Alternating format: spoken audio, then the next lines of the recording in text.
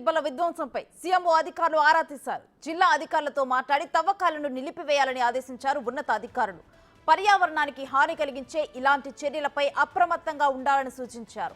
ఎర్రమట్టి దిబ్బల విధ్వంసంపై పూర్తి వివరాలతో నివేదిక ఇవ్వాలని జిల్లా కలెక్టర్ను ఆదేశించింది సీఎంఓ.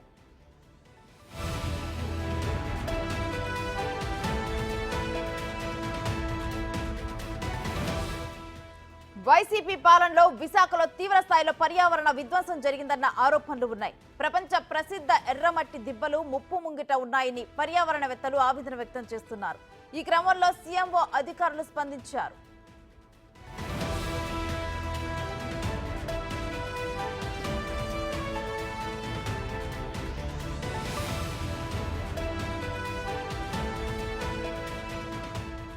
ప్రభుత్వం మారినా అధికారులు ఎలాంటి మార్పు రాలేదని స్థానికులు చెబుతున్నారు. ఇష్టానుసారంగా తవ్వేస్తున్న అధికారులు చోద్యం చూస్తున్నారన్న విమర్శలు ఉన్నాయి.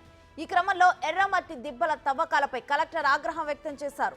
సర్వే చేసి నివేదిక ఇవ్వాలని ఆదేశించారు. ఎర్రమట్టి దెబ్బల దగ్గరకు అధికారులు వస్తున్నారన్న సమాచారంతో ప్రొక్లైన్లు, లారీలు, ట్రాక్టర్లతో పరారయ్యారు. తాజాగా ఎర్రమట్టి విధ్వంసంపై సీఎంఓ కూడా స్పందించింది.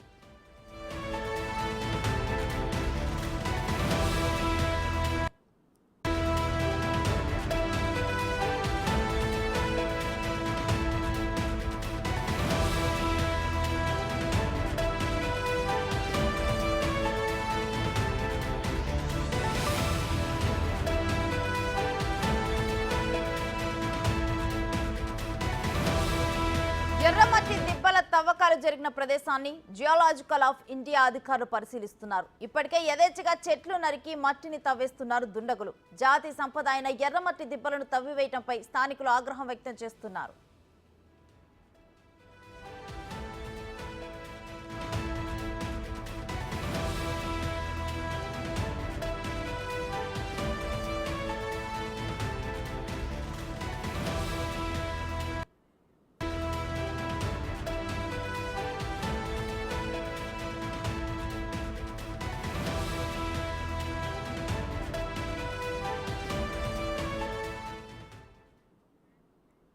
ఇక ఇదే అంశానికి సంబంధించి మరిన్ని డీటెయిల్స్ మా ప్రతినిధి రాజుని అడిగి తెలుసుకుందాం. రాజు, ఎర్రమట్టి తవ్వకాల మీద డీటెయిల్స్ ఏంటి? ఎర్రమట్టి దెబ్బలకు సంబంధించి గత కొంతకాలంగా కూడా వివాదం అయితే కొనసాగుతున్నటువంటి పరిస్థితి అయితే ఉంది. ముఖ్యంగా బొలిశెట్టి సత్యనారాయణ, బొలిశెట్టి సత్య జనసేన నాయకుడు, అదేవిధంగా పర్యావరణవేత్త దీని మీద కొన్ని ఫిర్యాదులు అయితే చేసినటువంటి పరిస్థితి అయితే ఉంది. గతంలో కూడా ఎర్రమట్టి దెబ్బలకు సంబంధించి పవన్ కళ్యాణ్ పరిశీలించినటువంటి పరిస్థితి అయితే ఉంది. ముఖ్యంగా గత ప్రభుత్వంలో 2021 నుండి వైసీపీ నాయకులు యథేచ్ఛగా ఎర్రమట్టి దెబ్బలను చదును చేసి రియల్ ఎస్టేట్ గా మార్చేస్తున్నారు. ఎందుకంటే అది పేదలకు ఇళ్ల పట్టాలు జారీ పేరుతో ఎర్రమట్టి దిబ్బలను ధ్వంసం చేస్తున్నారని ఫిర్యాదు చేసినటువంటి పరిస్థితి ఉంది. గతంలో కూడా ప్రతిపక్షంలో ఉన్నటువంటి సమయంలో పవన్ కళ్యాణ్ కూడా పరిశీలించినటువంటి దాఖలాలు అయితే ఉన్నటువంటి పరిస్థితి ఉంది. ఇప్పుడు చూస్తే ఎర్రమట్టి దిబ్బలకు సంబంధించి దాదాపుగా మొత్తము చదును చేసుకుంటూ చెట్లు వందలాది వేలాది చెట్లను నరికేసి చదును చేస్తున్నటువంటి ఉదంతం ఇప్పుడు ప్రస్తుతం అయితే కొత్త ప్రభుత్వంలో కూడా కొనసాగుతుంది. అయితే గత ప్రభుత్వ వాసన అధికారుల్లో గానీ అక్కడ ఉన్నటువంటి స్థానికుల్లో గానీ ఎక్కడా పోలేదు అనే విమర్శలు వినిపిస్తున్నటువంటి పరిస్థితి ఉంది. ఎంతో మంది పర్యావరణవేత్తలు కూడా